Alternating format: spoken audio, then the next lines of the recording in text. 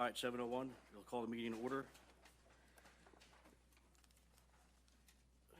Solicitor Tom Fetterman to my left, Tom Scott up here, stenographer City Oliverio,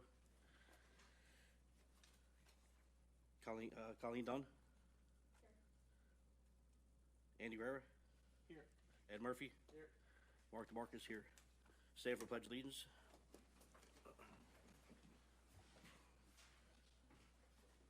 Pledge allegiance to the flag of the United States of America, and to the republic for which it stands, one nation, under God, indivisible, with liberty and justice for all.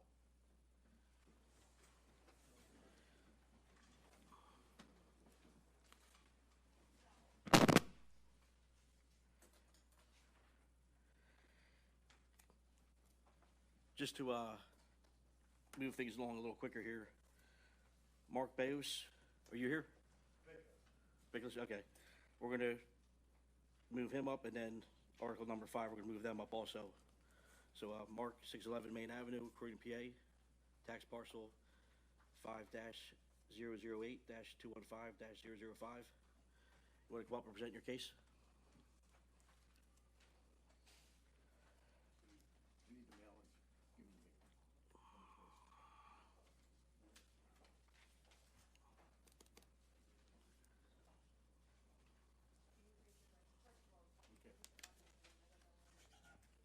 Okay. Notices are fine. Do you solemnly swear the testimony you're about to give will be the truth, the whole truth, and nothing but the truth, so help you God? I do. Please state your name, spell for the record and the mic. Is Mark Bakos. B-A-K-O-S. Correct.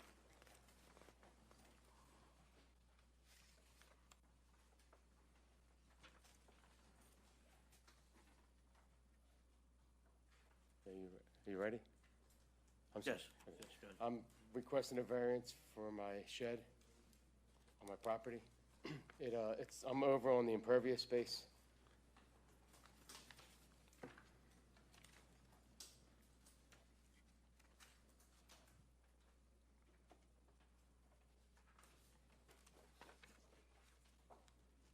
What size is your shed? It's a 10 by 20.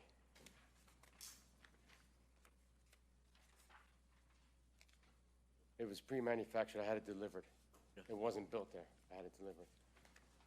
It's on a 6-inch basic 2A modified. Okay.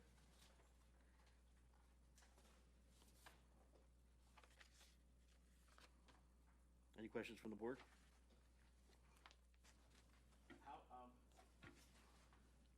How far over is it? Right. To the fence line, Right. How far of the impervious surface are you asking? 40%, I'm sorry. It's over 40%. Over 40%. Okay. Thank you. Do you have any other pictures other than this drawing? Yes. There should have been, there was not one, Maybe there's I not a missed it. colored one in there in the Oh, list? There you my go, bad. yeah. You got it. There you go. Thank you. Sorry. Okay.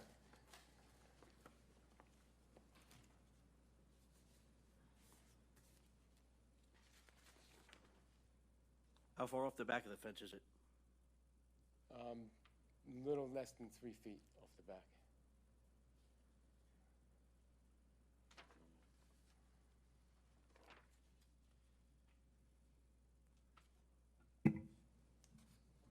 How long have you had the shed there? I had the shed there since 2015.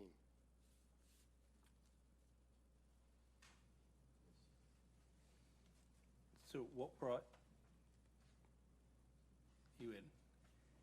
Somebody complained. 2018, somebody complained. Yes, this is number 4.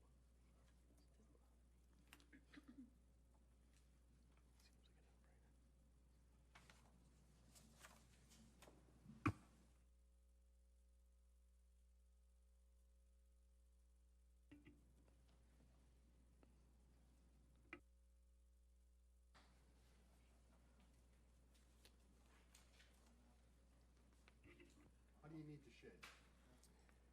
I originally, I'm sorry, originally had 10 by 12. So I'm in maintenance, I'm an engineer, do a lot of side work, tools, And then building a garage, which I wanted to do, is out of the question. It wouldn't be approved. So the next best thing is a storage shed. You know, tools, equipment, snow removal. I'm sorry, snow blower. And there just isn't enough space, you know, it's a small house. I understand, but you're coming back for sort of retroactive variance, to use, for lack of better words. Mr. Scott, what would happen if we didn't approve, the board doesn't approve the variance?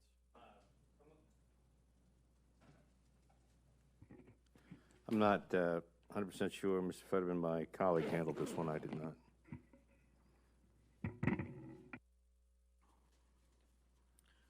Do you have any other sheds on your property?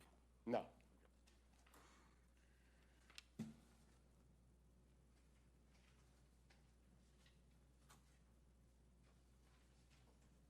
You have electric tied into the shed? no.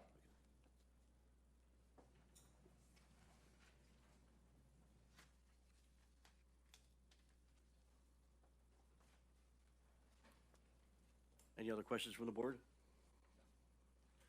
Anybody from the audience want to speak for or against?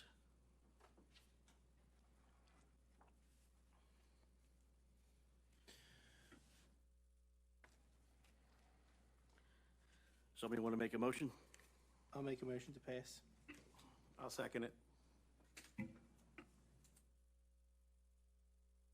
Call the board? Andy Gorilla? Yes. Colleen Dunn?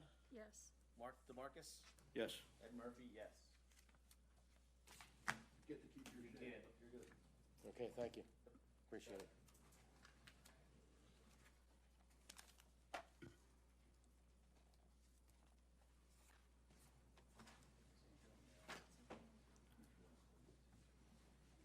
Author and Cynthia Dingley, are you here? Yes. I have a little flash drive. I'm not, was I supposed to bring that? Stop? Yeah. He has a flash Oh. drive. And you have paperwork too. Got my email, right? I did everything? What's that? No, I think I can.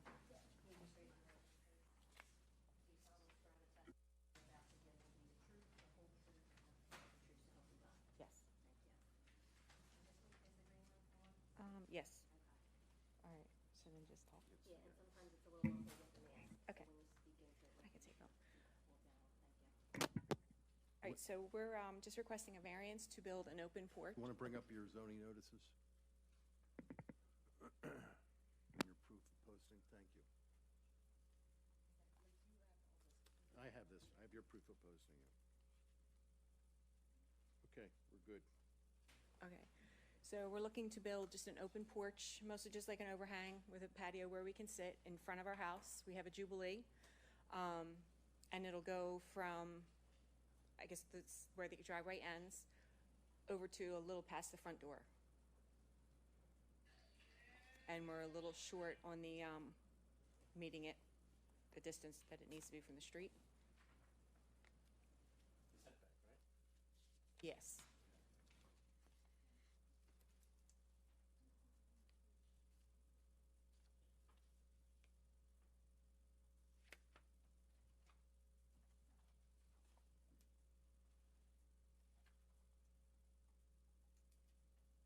So what's proposed is 18.87 feet?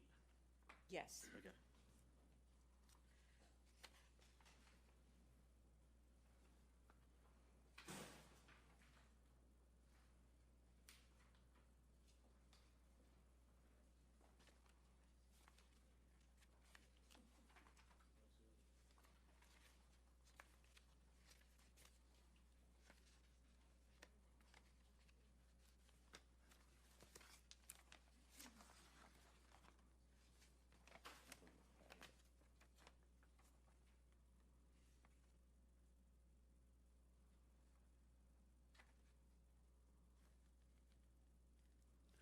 Now, just to confirm, the 18.87 feet, that's to the sidewalk or that's to the curb? Oh, I don't know. I thought it was the curb. Our contractor kind of measured that out, I'm sorry. Be on the bigger. looks like it's a sidewalk. That's what it looks like, just to make sure. Into the walk.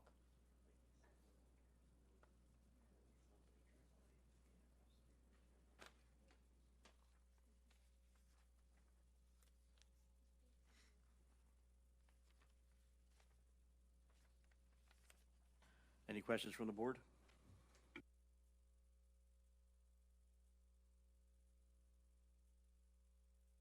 Anybody in the audience want to speak for or against this?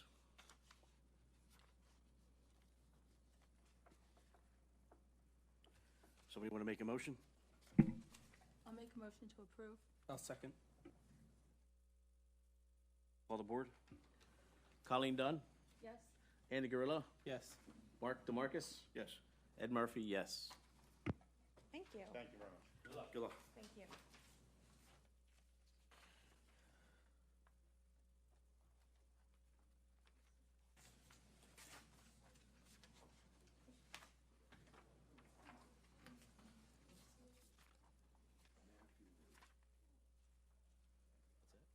All right. Now for number one. O&R Marble and Granite, 225 Lincoln Avenue, Fairless Hills, PA.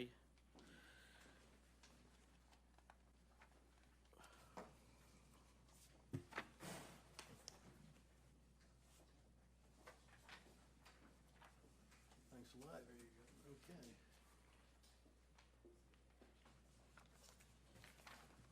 Good on the notices.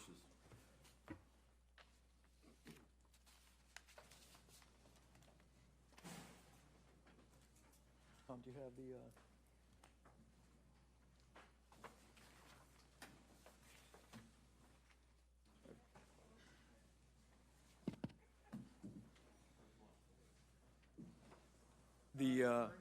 which one? Bottom one on the list, yeah. The rendered, right, Yes, Good evening. we're ready. okay. Tim Duffy from Hill Wallach. I'm here on behalf of owner Marble and Granite. We're presently under contract to purchase half of a property at 2900 Veterans Highway. Contingent upon the subdivision of that property. In order to do that, we have some dimensional variances and one use variance that we need to obtain. So I'm going to have my first witness, Okan Memis, come up, tell you a little bit about his business, what they're doing coming here to Bristol Township, and then we'll have our engineer, John Richardson, testify about the plan itself.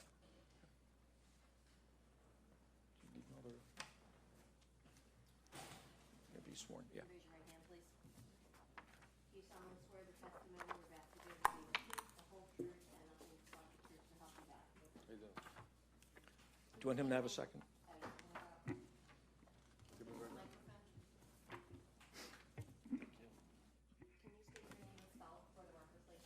Okan Memis, O-K-A-N, last name M-E-M-I-S.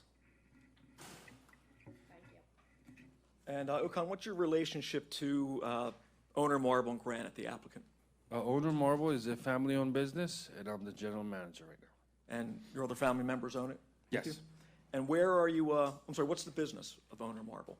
We manufacture marble, granite, and quartz countertops. And how long have you been in business? 15 years. And you're presently located down in Falls Township, correct? We're in Falls Township and on Lincoln Highway in the old strict trailer building. And you're looking to relocate here to Bristol Township, correct? Yes. And how many employees do you expect to bring here to Bristol Township? Roughly about 20. And is this a copy of your agreement of sale? Yes.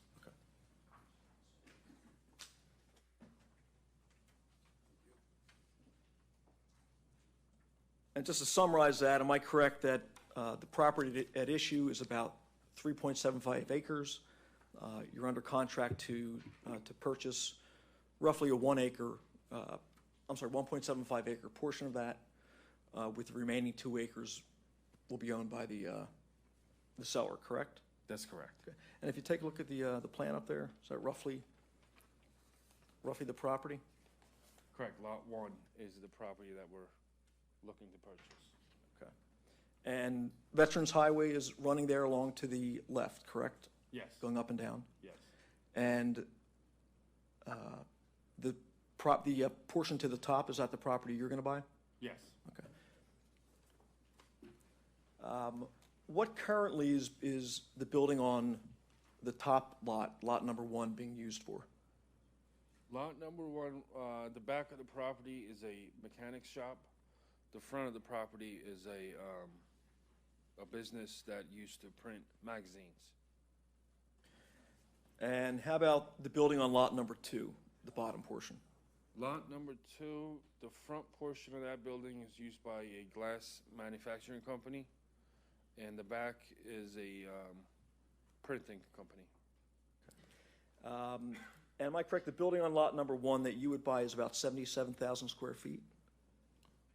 Correct. Okay, and what generally will you be using that, the interior for? For storing marble, granite, quartz slabs, and manufacturing.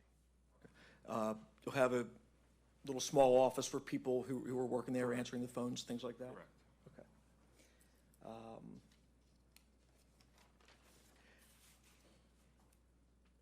And how about the exterior of the building? Do you plan to make any improvements to the exterior? The exterior of the building, we're on the front facade, we're looking to put a stone veneer to make it look more appealing. Okay.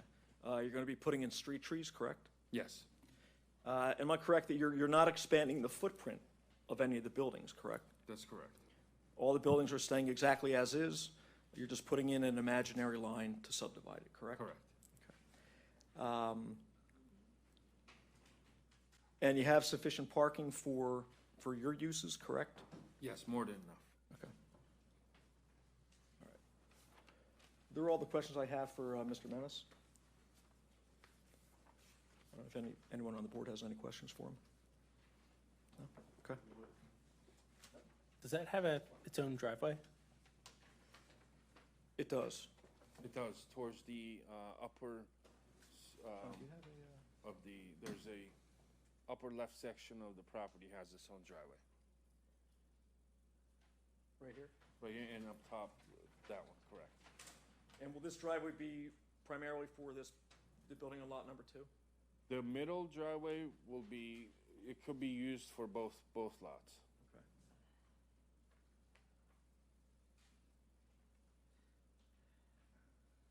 Screaming out. Tom, can you? Oh.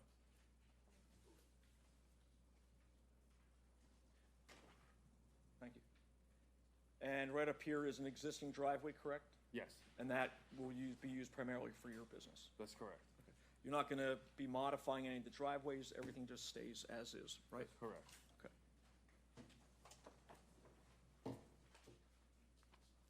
That's it, you real business. Yep. John? Yeah, you can see. Thank you. Thank you. Do you solemnly swear the testimony you're about to give will be the truth, the whole truth, and nothing but the truth? I do. State your name and spell for the record, please. John Richardson, JOHN, RICHARDSON.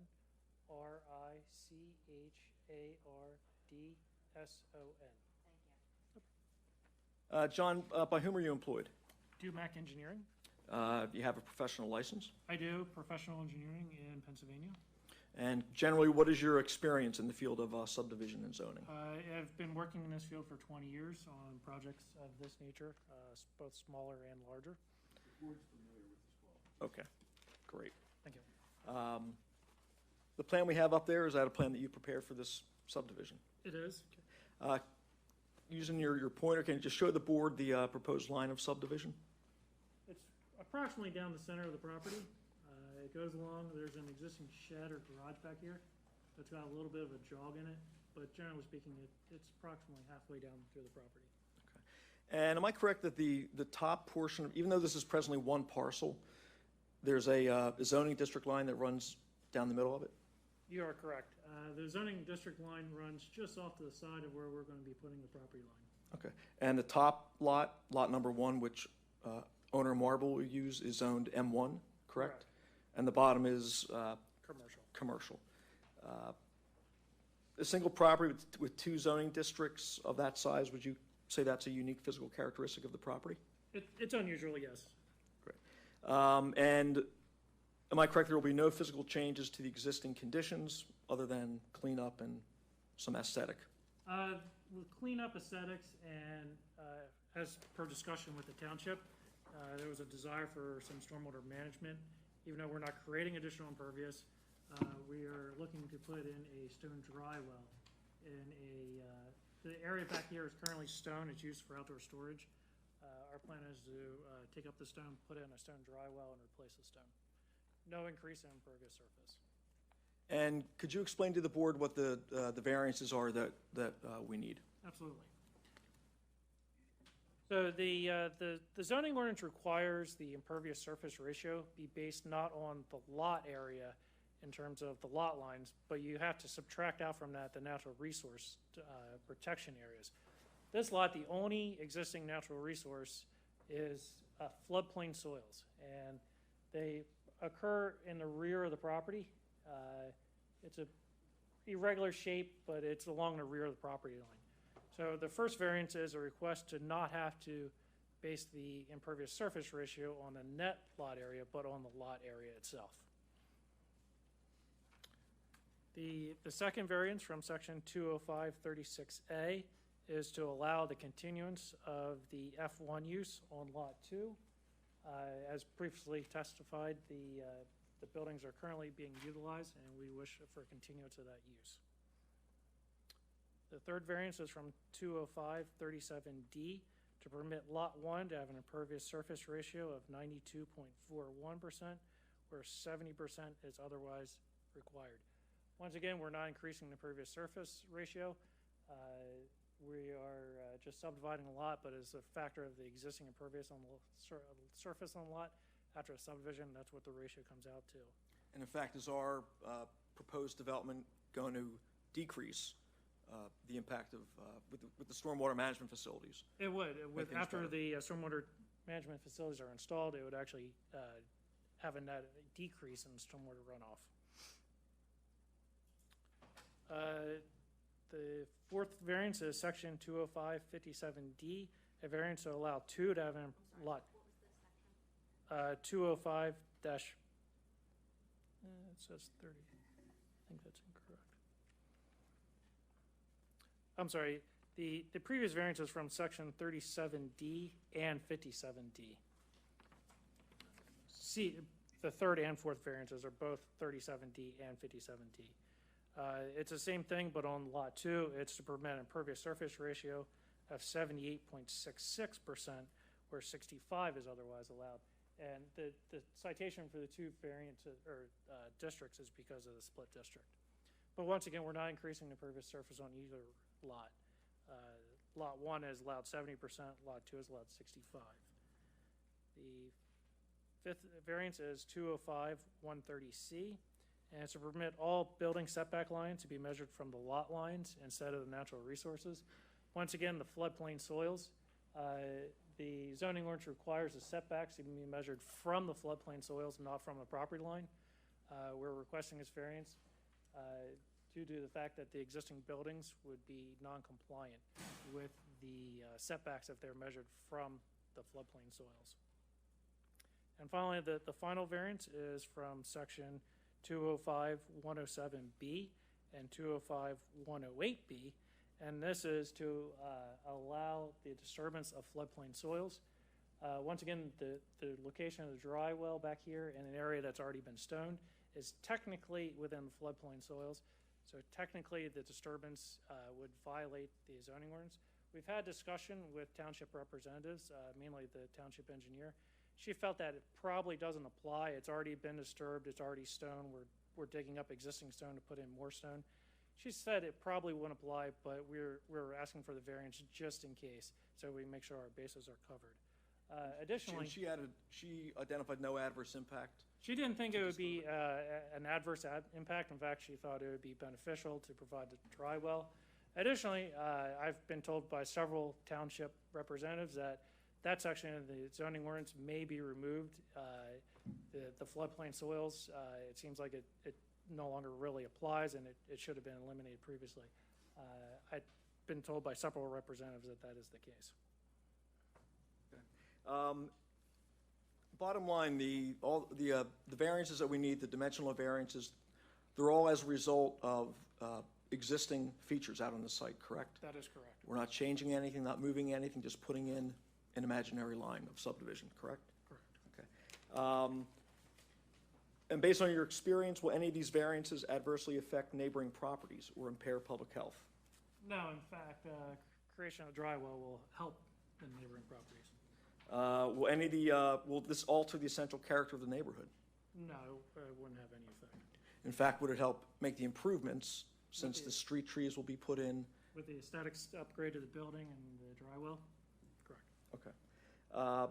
And will it have any actual impact beyond existing conditions? No. And if granted, is this the minimum variance that will afford relief and will represent the least modification of the regulations at issue? It is. I have no further questions of Mr. Richardson. Anybody on the board have any questions yet? All right. Proceed. Thank you. Well, we have no further witnesses.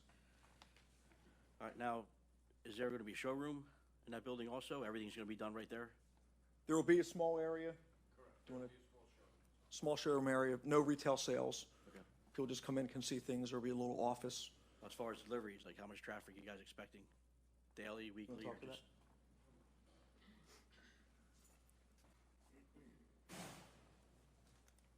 As, right now, we get 2 to 3 customers that come in daily No to look at. deliveries.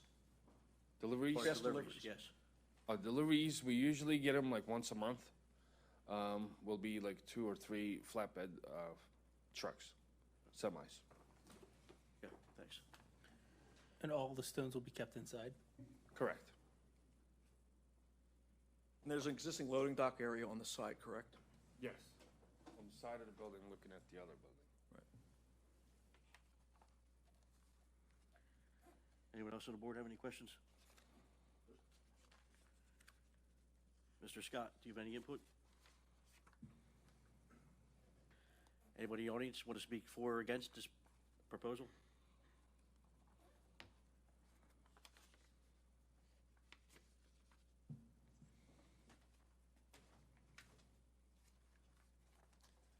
Ken, do you have anything? No, the only question I had, which seems evident from the plan, is what's next door on the commercial side of lot 2, and it looks like it's a recycling company? Oh, in the back of the property? I believe that's the scrapyard. There's a scrapyard there, and there's a, But that's a separate, that's not new lot 2. Okay. Yeah, it's, What's next to it? Right. yeah, behind it is, Commercial, and they want to use it for manufacturing. Right.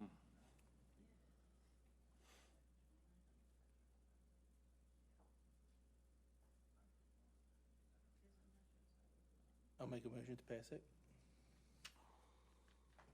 I'll second. all the board. Colleen Dunn? Yes.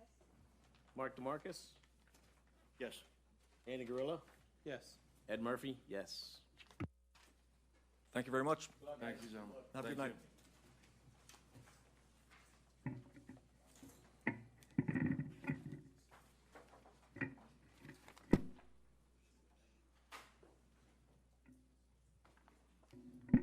All right, 2, 3 are continued.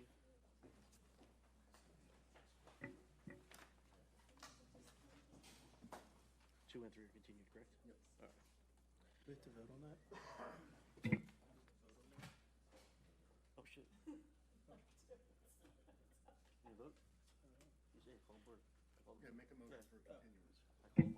Oh, yeah, yeah. I'll make a motion to continue agenda 2 and 3. I'll second. All the board? Colleen Dunn, Yes. Andy Gorilla, Yes. Mark DeMarcus, Yes. Ed Murphy, yes. Record number 9 is withdrawn. No.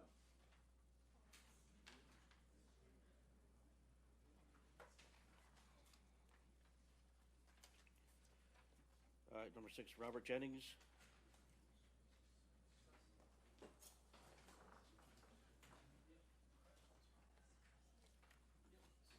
All right, this is for 520 Veterans Highway, Bristol, PA, tax parcel 5-059-098.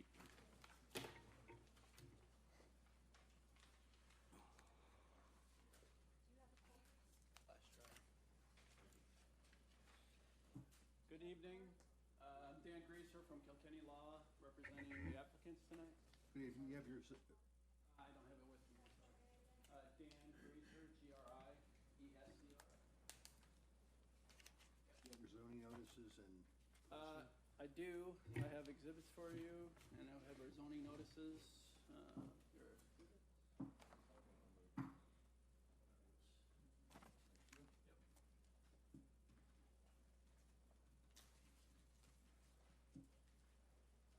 So with me tonight, I have the property owner, Robert Jennings, and the co-applicant, Joe Danu, who's a potential leaser of the property.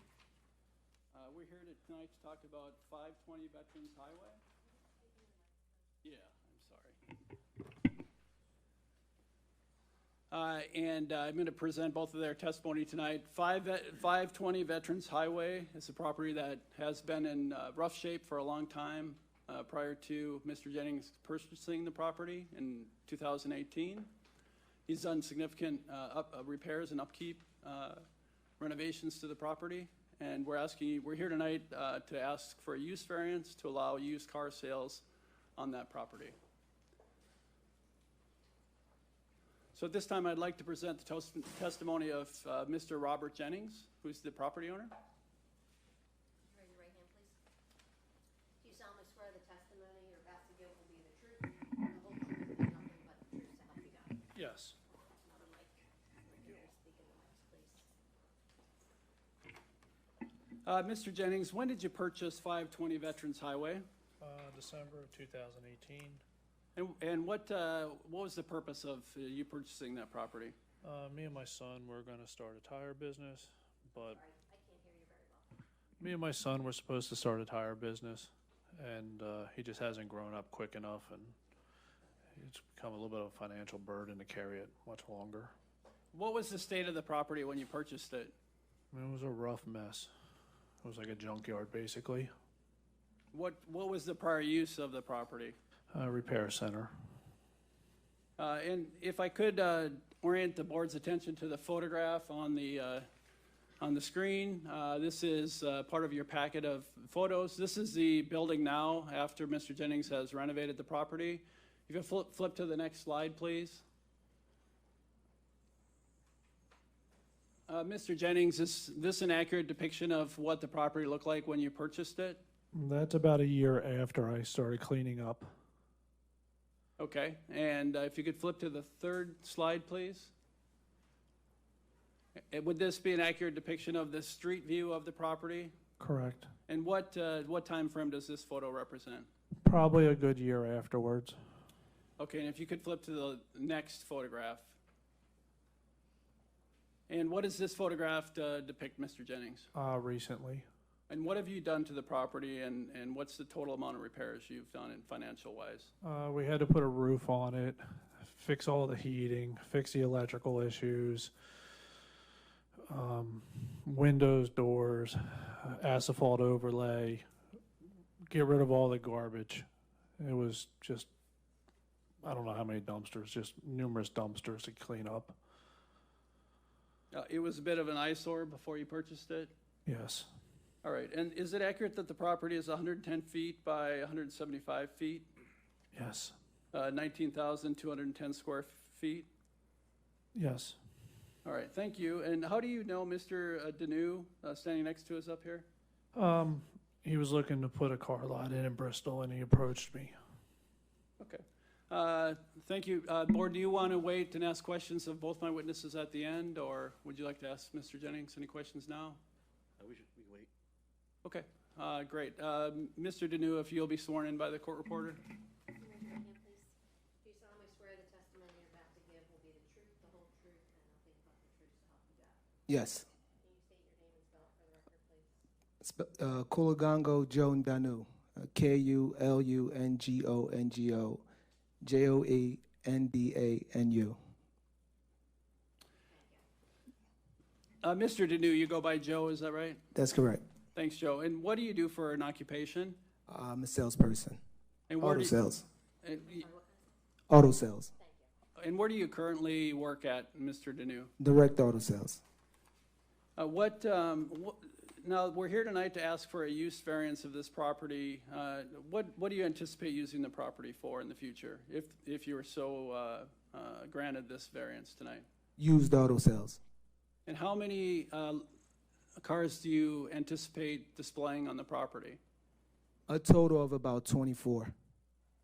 Okay, 24 cars, so that would be 20 for sale, and then 4 cars to meet the parking requirements of the ordinance, 2 for the 2 employees you'd have, and then 2 for the customers that visit the lot, is that right? That's correct. If you'll flip to the last slide in the deck, I know this may be hard to see, but we did some setback analysis on the property, and it appears no setback relief is needed. We have about 4,000 square feet to display the 20 cars that Mr. Deneau is suggesting tonight. It also, there's enough room there for the 4 additional spots for the 2. The ordinance requires 1 customer spot per every 2,000 square feet of retail auto sales, looking at 4,000, so that would be 2 spots, and then 2 additional for the 2 employees that he intends on having. You don't have any intention of having more than 2 employees, is that correct? No.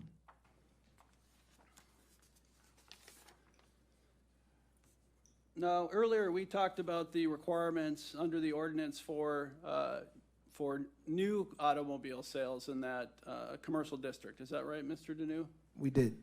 And does your proposal meet all of the requirements for new auto sales in the commercial district? For new auto? No, Yes. not for new. Well, your proposal, does it meet the standards? Are you going to have 6 feet in between your cars? Oh, yes, it does. Okay, but used auto sales are not permitted in the commercial district, is that right? Correct. But things like an auto repair shop, things of that nature are permitted. The prior use was permitted. Truck sales are permitted.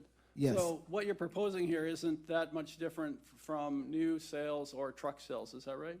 That's correct. Now, have you had an opportunity to talk to any neighboring properties about your proposed use? Yes, I have.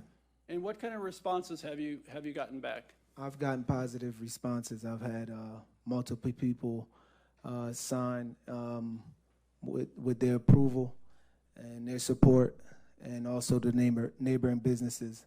And I've also sent out postcards. Thank you. And in your packet, applicant exhibit 2, there's 3 letters of support from neighbors who indicate that they are in support of this application tonight. That's 600, 601, and 607 Veterans Highway. That's applicant exhibit 2. Applicant exhibit 1 was the documents you saw on the screen tonight. 3 are the notices that Mr. Deneau just mentioned, and then 4 is the certified mail receipt that is required by the ordinance. So noted. Thank you. That is all the direct testimony I have at this time. Does the board have any questions for the witnesses? You plan on doing any repairs? No. No. Well, just to clarify for the board member, yeah, there are not any repairs other than the ones that are on the lot. There are 2 stalls there, automobile stalls, that you would be doing some minor repairs on for cars on the lot. Is that right, Mr. Yeah, Deneau? not for the public, just vehicles that are on the lot. And if the board grants the relief, you agree that the relief would be conditioned upon that which you've testified to, namely no more than 20 cars? Yes. Mr. Deneau? Yes. Mr. Jennings, you agree to that? You'll comply with the requirements of D17A. Sorry, Ken, I'm having a hard time hearing you. D17A and D18. Yes, we will.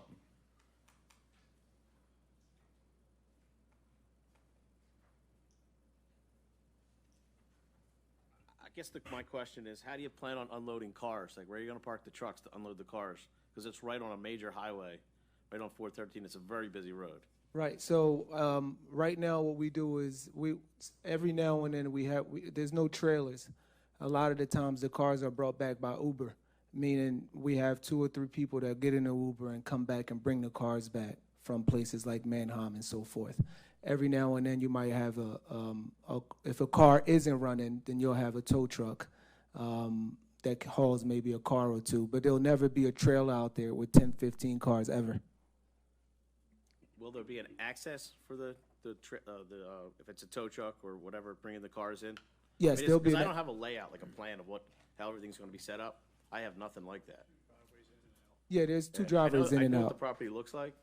There's Yeah. 2 driveways in and out where a tow truck would be able to come And in. where would you be putting all your cars? Where all the cars be lined up? So the ordinance requires a 35-foot setback, and Mr. Deneau would follow that 35-foot setback from the property line, and the 4,000 square foot area where the cars would be displayed is right in the middle of the property. So there's 35 feet on front of the property and to the back of the property that would be open and clear.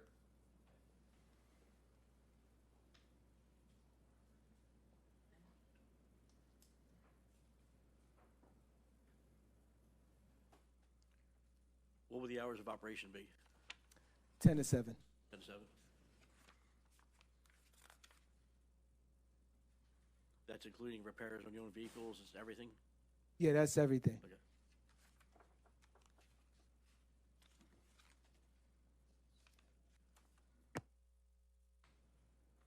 Mr. Scott, do you have anything to say?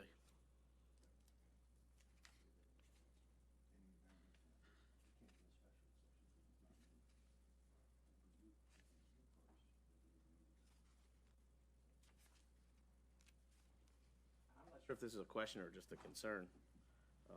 With that, you needing a variance to put a used car lot in that commercial area, and there's nothing around there it's all houses along there. I know there are some commercial businesses, but the car lot, I don't know, just an opinion. It just seems like there's too much traffic for cars to go in and out there at that spot. That's just my opinion. And I respect that opinion. I would have a comment. So this is it used to be a repair shop, a car repair shop, and with lots of traffic, right, in and out of there, I imagine, much more than a 20-car used car sales spot. You'd have people coming in for appointments, things of that nature throughout the day. Here we've got 20 cars. The parking requirement's only 2 customers at a time. So I agree with you, it's a high traffic area, but I think that, this use is actually gonna cause less traffic than repair, which is authorized by right in this zoning district.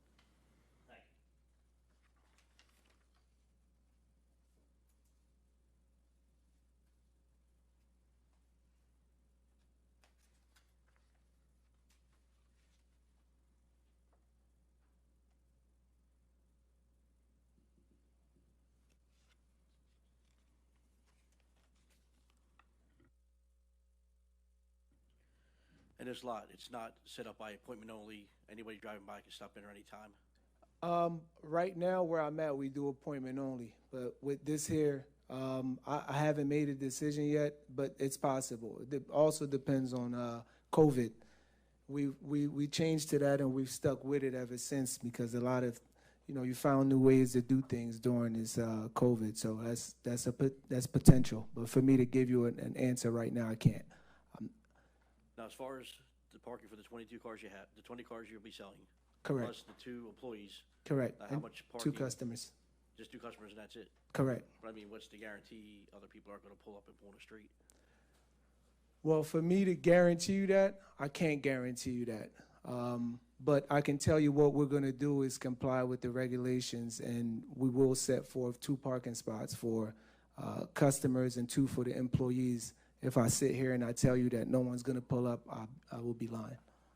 And there is additional room there for additional parking. That's just what the ordinance requires, is the 2 for employees, 2 for customers. But you have 4,000 square feet of asphalt there to park cars, and you can put far more than 20 cars there. I know it's a good sized lot, but I mean, other lots elsewhere, I mean, people pull on the street, they pull up wherever they want, just hop Yeah, out. and I take think a look. that's part of the reason why you have that 35-foot setback requirement in the commercial zone, which can be used for parking and for employee parking. With the traffic light being down the street, it's very Yeah, go ahead, step up, yeah. I'm sorry.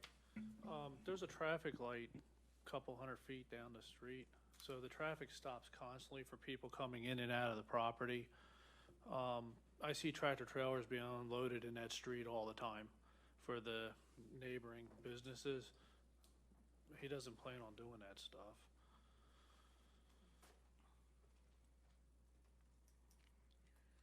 Any other questions from the board? Is this your first lot? Correct. You said that you operate another lot already, though. Correct. So is this your first lot or not This your is, first this lot? would be my first business, as an owner. I said I was employed by Direct Auto Sales. I have probably 15 years of experience from working for Gary Barbera, Marty Sussman, Honda, and now here. So I've been in this business for a while. Just asking the questions because some of this stuff is contradictory. Yes, ma'am. For what you have written here in your notes. Like number 2 says that you operate, so therefore I would think that you are the operator owner or have a, you know, your own special Okay, interest. that was a in good that question by property. you. Number 6 says you'll have no less than 3 employees, but you're telling us you're gonna have 2 employees, so is it 2 or 3? Well, I'm And a also- thi- Also, sorry, it says No that you're problem. going to be doing repairs on that property where you said no, but yes, you're going to be doing repairs on the cars that are on your lot. So it just needs to be a little more clear. Okay. 'Cause some things you guys are saying are contradictory for all these items in your list. Okay. So you're saying any repairs that you would do would be strictly limited to getting your inventory in saleable condition? That's correct. Only because the bays are there and the use is there. But this is not. I don't. Accept repair business from the outside? No, I don't like to get my hands dirty. This is not the line of work I'm in. I'm up here.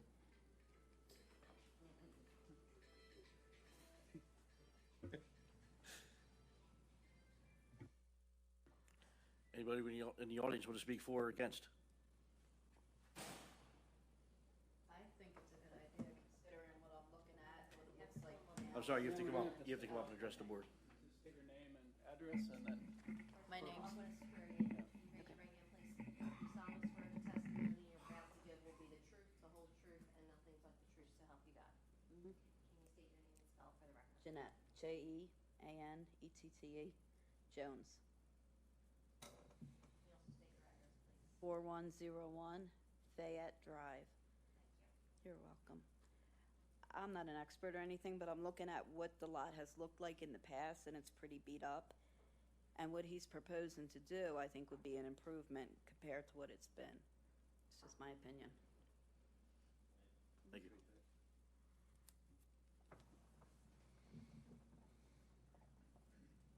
Somebody want to make a motion? I'll make a motion to approve. I'll second.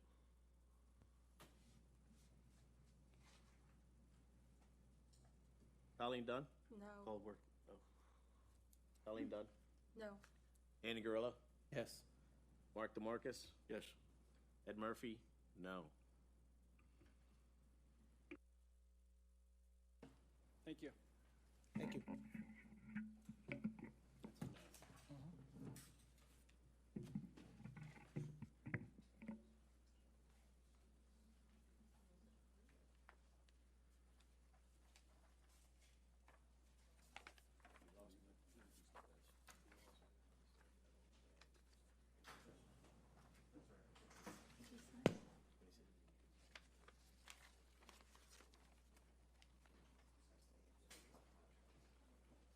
Just denied it a car lot.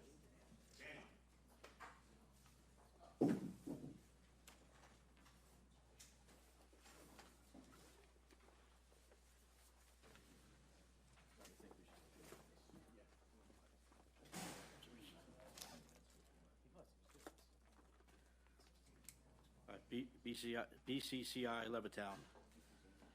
LC 4121 Oregon Pike. Tax parcel 5-073-116.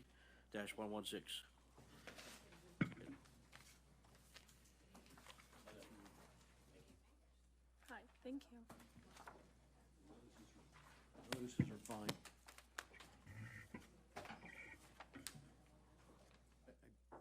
You do. Just before you begin, I just want to say that I received a phone call on it, must have been about 2:33. It's hard to hear. 2:33 o'clock today from a D.K. Hodges who who advised me he was going to send a lengthy email at some point. The email got to me about 4:30 in the afternoon. I was tied up doing other things, but when I noticed it, I forwarded it to the board members, and I have a copy for you if you want it.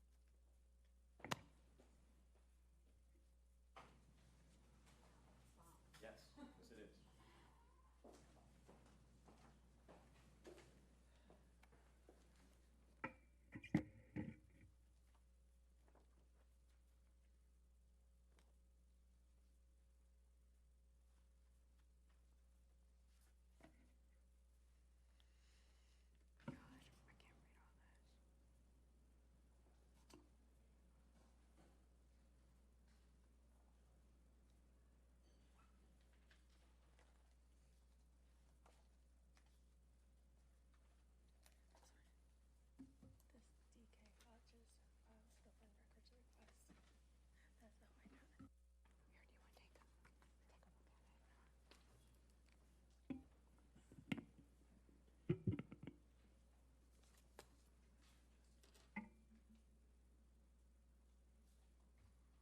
Is it okay to begin? Oh, sure. Sorry. I know that you had provided Julie Von Spreckelson from the law firm of Eastburn and Gray on behalf of the applicant, and I know that you provided that email, but what consideration is the board taking it? It'll be taken, the person's not here, so you can't cross-examine them. Exactly, so gonna I be would given- object to party status or anything along those lines. I want it on the record that I object to that. Okay, fair enough. Okay, great, thank you. So again, Julie Von Spreckelson from the law firm of Eastburn and Gray on behalf of the applicant, BCCI Levittown LLC, which is the equitable owner of the property, which is owned by HR Penn LLC. And that property is located at 6201 Bristol Pike. It's located along Route 13 corridor in the enterprise zone and in close proximity to the Pennsylvania Turnpike. This property was recently rezoned by Township Council on August 19th, 2021. It was rezoned from C Commercial to M2 Manufacturing District. There are a number of unique physical characteristics of the property, and you can see it on the screen there, and that's also an exhibit in my exhibit booklet, which I will get to, but as I'm referring to this exhibit, it is tab 4 of the exhibit booklet that I handed out. So the unique physical conditions of the property, I'm going to have CJ point them out if you have a laser pointer for me while I'm describing them. First is you can see the irregular shape of the property, and then the 3 frontages along Bristol Pike, Airport Road, and Hardy Street. Also, what's extremely important to note about this property is that it has 2.473 acres of resource-protected land that consists of woodlands, wetlands, and a portion of the Delaware Division of the Pennsylvania Canal. That's undevelopable. That's remaining all as is. That's over 2.5 acres of this property that's constrained by that, and we cannot develop that. So that takes the gross lot area from 9.578 acres to a net lot area of 7.105 acres. The property also has existing non-conforming buffer yards. Existing site conditions include a blighted, dilapidated, outdated, functionally deficient, and heavily leaned hotel and restaurant known as the Clarion Hotel. I believe you're probably all familiar with this site. So the proposed redevelopment of that property includes the demolition of all the structures on the site and construction of a 141,598 square foot warehouse cold storage facility with 142 parking spaces, 9 trailer stalls, and associated lighting, landscaping, and stormwater management improvements where none exist today. There are no stormwater management improvements on that property as it exists. So the relief we're requesting, it's not a use variance. The use is permitted by right in this district. It's a F3 use in the M2 heavy manufacturing district. So what we're seeking is only two-dimensional variances, and that includes the impervious coverage ratio and the parking. And I know this board's a sophisticated board. I know the board knows that with the Hertzberg standard, that a lesser quantum of proof is required for a dimensional variance because only a reasonable adjustment of the zoning regulations is requested in order to utilize the property in a manner consistent with the applicable regulations. And a number of factors can be taken into consideration when considering hardship, including the character of the neighborhood. So again, two variances versus impervious surface ratio. It was very similar to the previous application, the marble and granite. They were saying the same thing. It's based on net instead of gross lot area. If the impervious ratio was based on gross lot area, we would comply.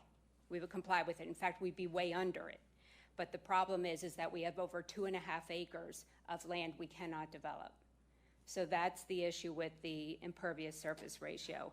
With regard to the parking variance request, this is a very odd ordinance provision. So it's two-part. The first part of this parking provision for the F3 warehouse cold storage facility, our property meets that requirement, easily meets it. Only 55 spaces would be required under that provision, and we're providing 142. But then there's a second provision, which basically I'm at a loss because I don't even understand how you prove this, but what it says is if the use or tenancy changes sometime in the future, you have to show that you have enough parking for one space for every 500 square feet of gross floor area. Well, we're not providing any other use in the future, and if there is a use in the future, and it doesn't comply, it has to get a variance. So I'm not even sure why I have to show compliance with that section. That's why I'm seeking an interpretation. It doesn't really make sense for me to have to show that. Anybody else coming in after us would have to if the use changes, and we meet the parking requirement. So that's a summary of what we're requesting. I did just want to note the exhibit booklet that I handed out.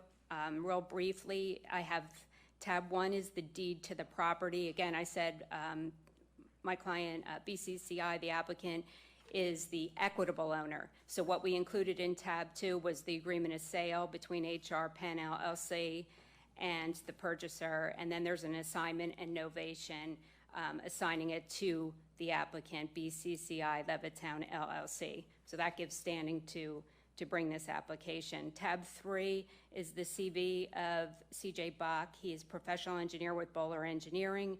Tab 4 is the identification map, aerial photograph of existing property conditions. Tab 5 is a photograph of the existing hotel. Tab 6 is the rendered zoning plan prepared by Bowler Engineering dated September 8, 2021. Tab 7 are building and floor plan elevation renderings prepared by Ware Macomb Architects dated August 26, 2021 and September 10, 2021, consisting of 2 sheets. Tab 8 is the CV of Matthew Hammond. He's a professional engineer with Traffic Planning and Design, Inc. And tab 9 is the parking study prepared by Traffic Planning and Design, Inc., dated October 7th, 2021. So with that, the only other thing I would like to note for the record is that we did meet with township staff before we even sought a rezoning of the property. We then rezoned the property, which was done by ordinance on August 19th, 2021 by Township Council, rezoning from C to M2. And then we also discussed both the rezoning and this application with neighboring property owners, and the applicant did do that. So with that, I have 2 witnesses, and I'd like to start first with CJ Bach. Mr. Solicitor, if I may, my name is Andrew Stoll, S-T-O-L-L. And if I can just interject, I don't want to be rude. I do represent a neighboring property owner who is seeking party status here tonight. And if I can just give a short summation of our position on this application and just state the names for the record and everything like that may be. I don't want to interrupt the council. Well, I mean, if he wants to go ahead and do that, I'm most likely going to object to party status, and I need to have it on the record. Sure. I mean, in terms of party. That would be overruled. Thank you. I understand. I just have to get it on the record. We're 6401. My name is Andrew Stoll, Stoll. I represent the legal owner of the property is 6401 Airport Road. The owner of that property is JNL Real Properties LLC. And I also represent the lessee of the property, Effluent Retrieval, Inc.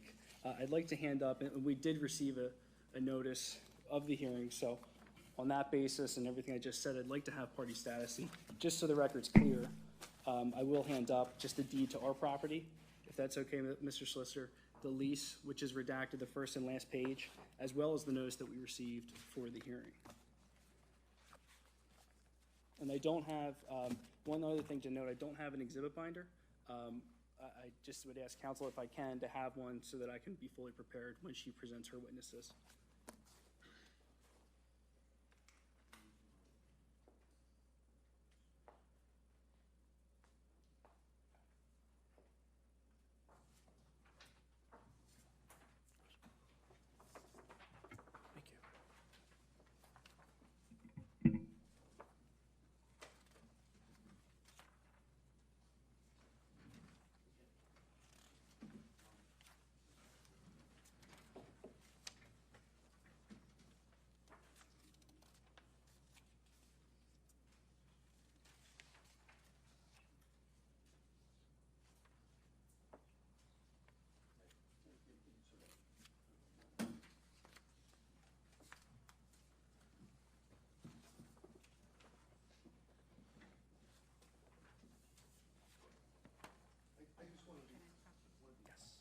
Clear in my mind. Sure. Can you explain again how your client relates to this property so I can make sure I understand it? They're directly across the street, 6401 Airport Road.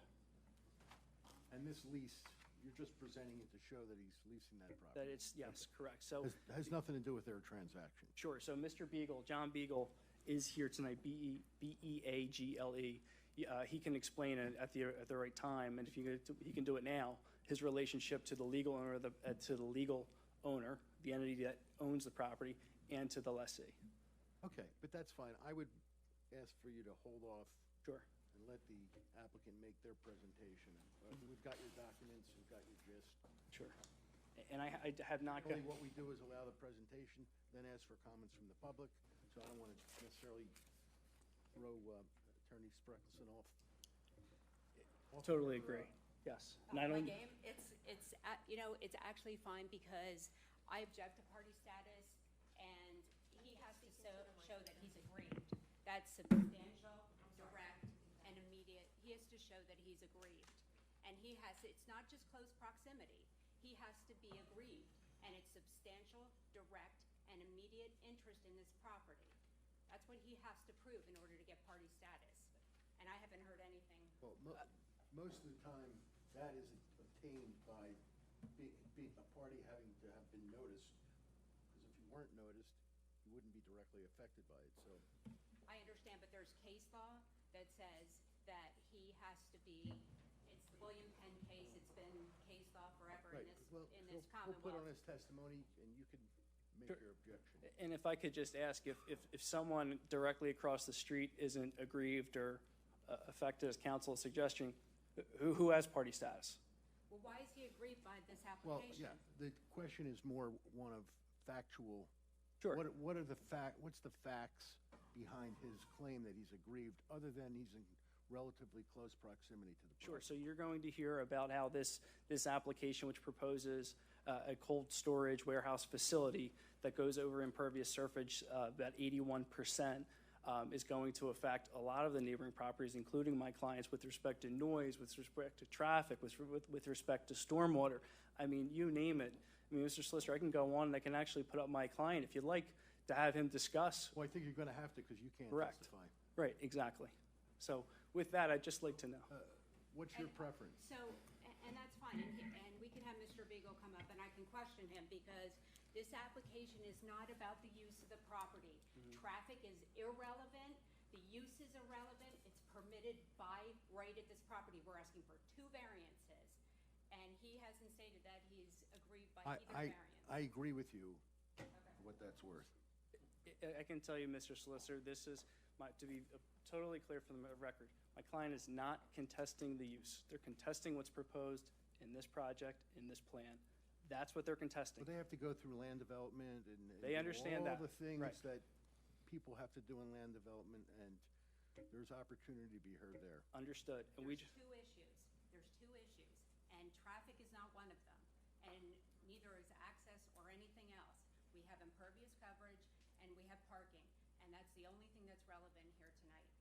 Mr. Solicitor, I mean, I don't want to go back and forth, but I mean, just to. Get your client to come up and testify. so Sure, we can to move clear on. it up, he's going to testify. It's not objectionable to the use, but when you have 81% impervious surface coverage. I heard, it's on the record. Yes, Don't- understood. So No need to repeat it. if I could just get an exhibit binder, I'll let council proceed and move forward. We can move forward that way. Do you have a- I can proceed, but then I want to question him when he comes up certainly. about his party status request. Of course. If I could just for the record, be clear, I've handed up 3 exhibits. The first is exhibit. Oh, get in the microphone, please. The first was exhibit 1, and again, that was the deed to my client's property showing that J&L Real Properties LLC is the legal owner of the property.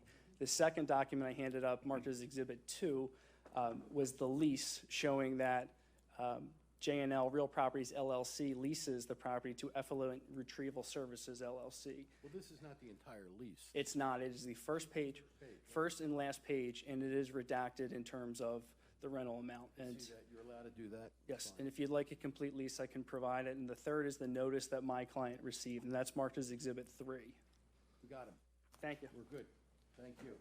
Can we get copies of those exhibits as well? Absolutely. Thank you. Hey, just real quick, before we go any further, I'm not sure if you guys wanted to continue with your case, or if we want to look for continuance. I mean, I don't know if everybody had a chance to read the email or not.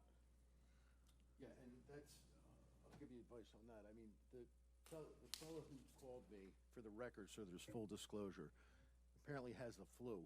He's hoping it's not COVID, so he couldn't make it. He's shown up at other meetings, and it is what it is. He's not here to be cross-examined, and I would advise my board to give very little weight to that document, because unless he's here to answer questions, it's hearsay. All right. Now, the standards, the evidence standards are a little bit less stringent in a zoning hearing board than they are in a court of law, but they still exist. Right.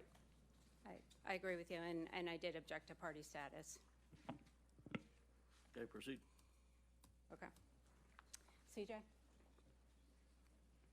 Can you put up the existing conditions? Please.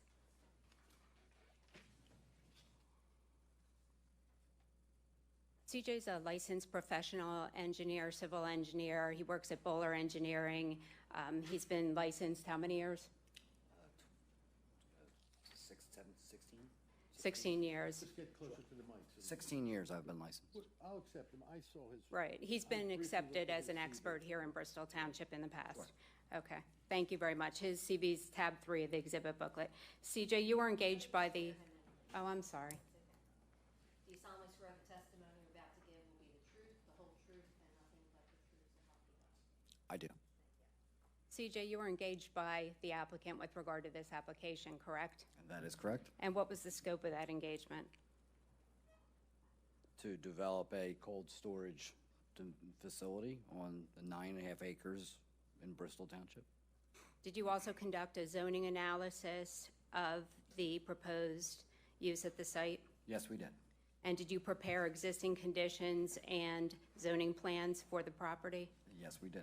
And is your zoning plan tab, let me just make sure I get that right, 6 of the exhibit booklet? That is the zoning plan, yes. Okay. Can you please, using tab 4, which is the identification map, and Tom, if you could put that back up, please. Could you please describe the property as it exists today? The previous slide, please. The existing conditions, yeah, that's it, thank you. Yep, Okay, as Julie had already described, the property is fairly irregular shaped. It's somewhat triangular. It has the 3 road frontages with Bristol Airport and Hardy, but then it also has frontage along the segment of the Delaware Canal.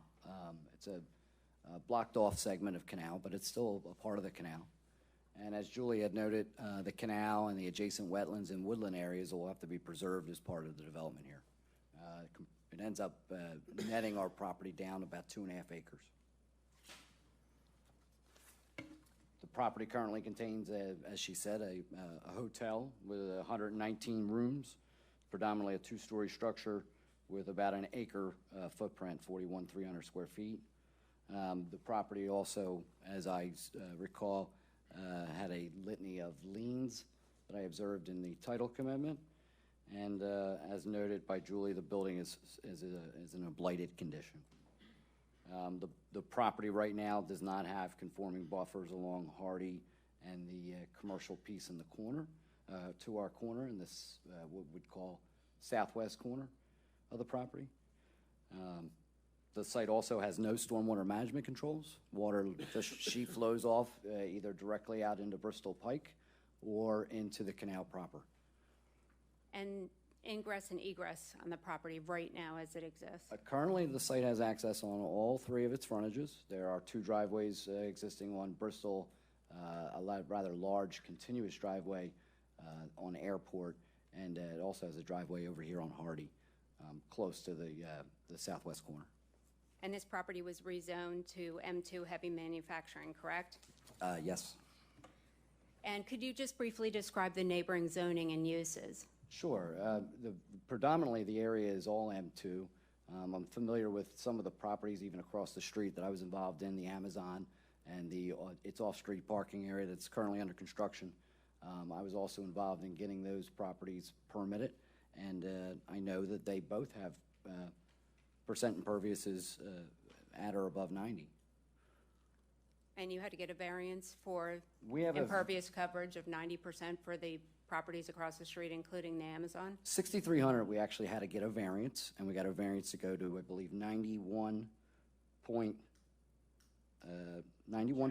to this line of testimony as it relates to other applications which are irrelevant to this one?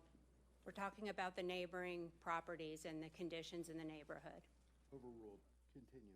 The off-street parking site was an existing nonconformity at 99.5% impervious, and we ended up getting that down a bit. We got down to 78%. So, go ahead. I was just going to change gears, and I want to go to the zoning plan now, which is tab 6 of the exhibit booklet. If you could please change the slide, Tom. Thank you. And CJ, what is the square footage of the proposed building? The proposed building has a square footage of, I believe it's 141,598 square feet. And what is the proposed use of the building? It's a cold storage facility. And that's a by right permitted use, That correct? would be by right in the M2 district, correct. And what is the number of employees for this F3 by right use? I understand a maximum of 50 employees. And how many loading, A maximum of 50. how many loading bays are proposed? Bear with me, my notes are, let me see. 16 loading bays, and there's 142 regular parking spaces proposed, And 9 trailer stalls? and 9 trailer stalls. And will there be any storage of vehicles No on the storage property? of any vehicles on site. The trailer storage would be for trailer units, no vehicle, just a trailer. Okay, and can you please describe, you had mentioned stormwater management facilities. There are none as it exists today, and you said it sheet flows off. Is that correct? Correct. The entire existing development just sheet flows into either the canal or the Bristol Pike, which ultimately gets back to the canal. So it all kind of stews around in there, yes. So will stormwater management facilities be provided for this site? Extensive stormwater management facilities will be provided for this development to attenuate all the peak rate flows, as well as to infiltrate any new volumes created with our impervious surfaces. We will meet all the local and state regulations for stormwater, and that's a significant impact when you're talking about a property that doesn't have any. So to bring that to bear can be significant for just our property, but also all the neighboring properties. It takes the stress off of the systems in the neighborhood. And then that design, if we're fortunate to move forward into land development, that will be designed in greater detail during the land development process. Is that correct? Correct. Okay, and will the green area that's on the property that you already discussed, will that remain? We're going to preserve the almost 2.5 acres of the canal and adjacent wetland areas. That'll be preserved, but we're also providing buffering along Hardy and the corner here, pretty substantial green buffering here, and some pretty healthy landscaping on the interior landscaping parking lot. Okay, do the proposed building and the parking areas comply with all zoning ordinance setbacks? Yes. And is that detailed on the zoning plan at tab 6? Yes, it is. Does the proposed redevelopment of the property bring the existing non-conforming buffers into compliance with the zoning ordinance requirements? Yes, it does. And is the proposed redevelopment of the property compliant with all bulk and area requirements of the zoning ordinance except for impervious coverage for which we're seeking a variance? That is correct. And is that also detailed on the zoning plan? Yes, it is. And just briefly, can you touch on the building and floor plans that are tab 7 of the exhibit booklet? Let me show them to you. Just briefly describe. Sure. This is pretty much a replica of the site plan that I had developed, that was developed by the client's architect. And that's on page 1 of 2. And then page 2 are the elevations proposed for the site, the building elevations? That is correct. Again, prepared by the architect. Okay, thank you. So let's talk about the variances, and we already touched on them a little bit, but the first one is the impervious surface ratio. Why do we need that variance? We need that variance because of the reduction in our property area pursuant to preserving all the woodlands, wetlands, and the canal. It handicaps our impervious calculation in such a way that we're reducing the denominator, which drives up our percent impervious. If it was based on just our gross, we'd be in around 60% impervious, which is below the 65% threshold.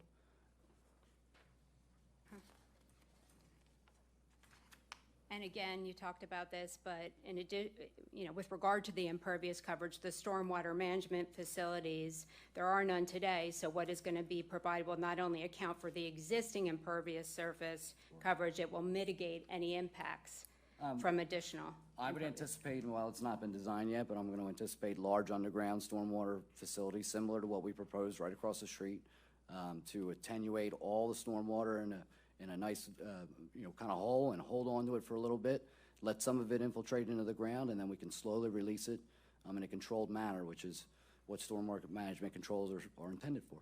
And it will be completely controlled on the site? Correct. Correct? It Yes, will it not sheet flow as it does today? Correct. Okay, the parking variance. You probably heard me describe that the F3 warehouse use, that we meet the requirement because 55 parking spaces are required. How do you get to There's supposed to be one, that number? per this use, there's supposed to be one parking space per employee, and then there's supposed to be one extra space for every 10 employees to account for visitors and such. 50 employees would require 55 spaces. And we're providing 142. We provide 142, that is correct. So we meet that first requirement. Yes, Okay, then there's a second requirement, correct? yes. And that requires that if the use or tenancy changes, we have to show that we could provide one parking space for every 500 square feet of gross floor area, correct? That is the requirement. And we would not meet that requirement, is that correct? Technically, we don't meet that right now. However, if we were able to use the area that we're preserving, the 2.5 acres we're preserving, I could certainly meet that requirement. But as a function of preserving all that property, we lose the available opportunity to meet that requirement. Okay, and you've discussed the hardships, the irregular shape, the 3 frontages, the unique topographical conditions, woodlands, wetlands, canal. Are those hardships attributable to the applicant? No. And in your expert opinion, will the 2-dimensional variances requested, if granted, alter the essential character of the neighborhood? I do not believe so, no. In your expert opinion, will the 2-dimensional variances requested, if granted, substantially or permanently impair the appropriate use or development of adjacent parcels? No. In your expert opinion, will the 2-dimensional variances requested, if granted, pose any threat to the public health, safety, and welfare? I do not believe so, no. And finally, in your expert opinion, are the two-dimensional variances requested the minimum variances that will afford relief, and do they represent the least modification possible of the regulations in issue? Yes. That's all I have of this witness.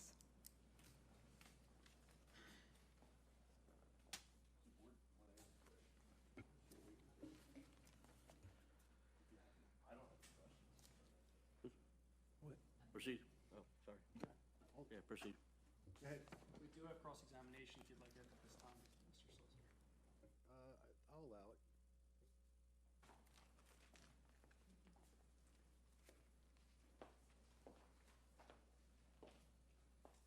Good evening, sir. I just want to ask you a couple questions about what you testified here tonight and about the application at issue, if that's okay with you.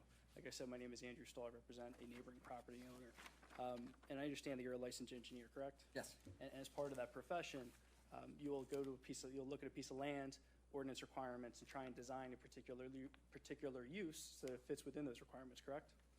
I don't design for a use, no. I mean, like the client would approach me about a potential development, I can help them find that, but I don't generally come up with the idea of what it'll be, no. Sure. So the client will come to you and say, I want to use blank property for blank use, and you help them get from A to B. Sure, yes. And are you aware that the applicant became the equitable owner of this property at some point? I don't know the status of the purchase at this point. And your counsel tonight had said that they're the equitable owner, right? I don't recall if they equitable. I thought it was agreement. Just I don't let me know. say this. Yes. The idea is not to ask anything you want to ask. Sure. There was a direct examination. His testimony is essentially limited to the opinions that he gave. Yes. In response to direct questions from the applicant's counsel. If you have an issue with those opinions, not what he does generally and not how he approaches his job, then please ask those questions, but stay focused. I can move on. Thank you, Mr. I believe your counsel said that a sketch plan was submitted as part of this project? A zoning plan was submitted, yes. But back, I think it was in. No, I did not. I said he prepared a zoning plan. I'm just trying to ask the witness the questions. Was a sketch plan submitted as part of this application? Objection relevant. No, it wasn't a sketch plan. It wasn't. Was there a petition to rezone the property submitted as part of this project? Earlier in the project, yes, we did rezone the property, yes. And there was, as part of it, did Bowler participate in preparing a sketch plan? Yes. Okay. Irrelevant. The sketch plan is irrelevant to what we're proposing. I don't disagree. What are you getting at? So what is your point? You're going to hear. Tell me your point, and then I'll let you know if it's worthwhile to Sure. listen to testimony. So what you're going to hear is that the applicant got the piece of property, submitted a sketch plan for about 108,000 square feet of gross floor space, and at the planning commission had said, well, we could go up to a max of 140, and here we are at the max of 140. So when we talk about hardship, I'm trying to, counsel, with all due respect, I am trying to state my, I am trying. You're stating things that are outside the record. Listen, move on. You can certainly attempt to file an appeal if you don't like the outcome. I have no idea how the zoning board is going to rule. You can make all those arguments on appeal. As it exists today, is the property compliant with the impervious coverage? The existing impervious coverage, I believe, does comply, yes. Okay. And you're proposing it would go up to 81%, correct?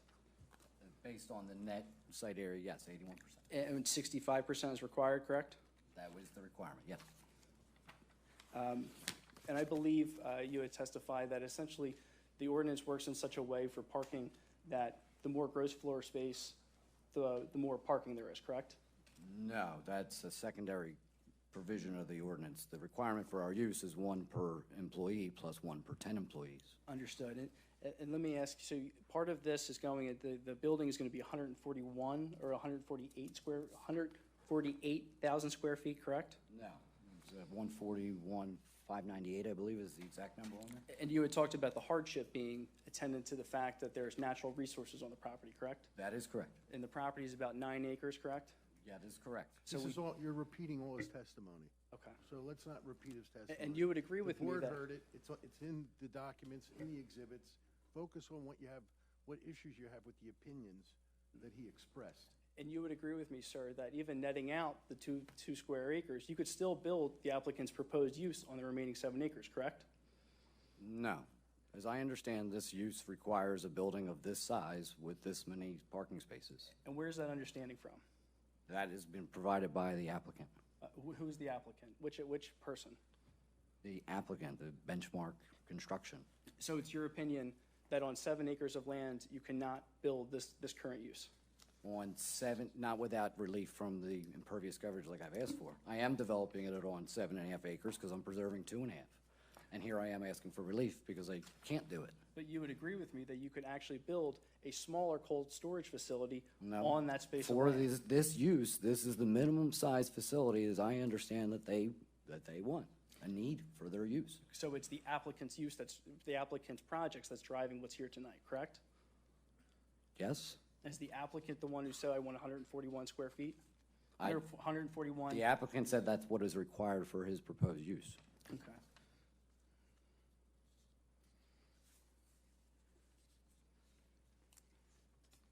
Are you familiar with the other use, are you familiar with the other uses permitted on this property in the M2 district? The permitted uses per the zoning ordinance? Yes. Generally, yes. Okay. And you'd agree with me that the property is actually suitable for those other uses too, correct?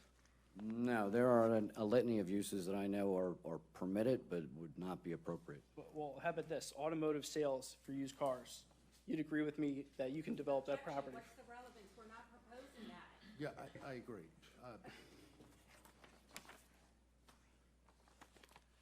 Are you prepared to present expert testimony about what other uses allowed in this district would be suitable? I'm prepared to present testimony about this property being able to be developed for a smaller cold storage facility. Based on what? Whom? Based on Who's going to testify? my land planner, professional land planner. My professional land planner, Brian Seidel. All right, well, that's fair enough. I think it's marginally relevant. The board has to decide, I think, whether or not why they really need the variance. And your point you're trying to make, and I don't think it's missed, is that they may not need this dimensional variance if they put a smaller building on the site and/or they had a different use. Their argument is that because of this 2 acreage area that they didn't create, that's what's causing them to trip the impervious surface standards. The board's going to make a decision which they think is right and which they think is wrong. That's their purview. Right, and I understand, and just to be clear. I just wanted to get the issue crystallized so we don't have to spend all night beating a dead horse. And like I said, we're not contesting the use, we're just contesting the fact that the building's gonna be much larger than required, which is driving the impervious up. I think the board understands your point. And my understanding is that you're gonna demolish the existing building, correct? Yes. And will you be repaving the parking area? Yeah, I mean, existing pavement would have to be, we're gonna have to change grades and stuff to be able to get inlets and stuff to control the stormwater. And you'd agree with me that once you demolish the existing building, you're basically starting from scratch and developing the site, correct? Are you asking him for an opinion? Yes. Irrelevant. It's irrelevant. It goes directly to the point of Well, hardship. it's not totally irrelevant because of the second portion of the ordinance to which you're referring and asking for an interpretation. So, what's your opinion? Yeah, when we remove the building, we're going to scrape this thing clean and probably do a lot of new stuff. I mean, driveway aprons will probably be kept because they require separate permitting, and they're planned, relative to other properties and stuff. But generally, a lot of the existing improvements will be removed and replaced in kind as you see. And just so I'm clear, you're saying it's your opinion that once you remove the existing building, the remaining, give or take 7 acres, you can't build a cold storage facility on that site, correct? Not without requesting the relief we're requesting. I have no further questions this time. Sure. Thank you. One more witness. Matt Hammond.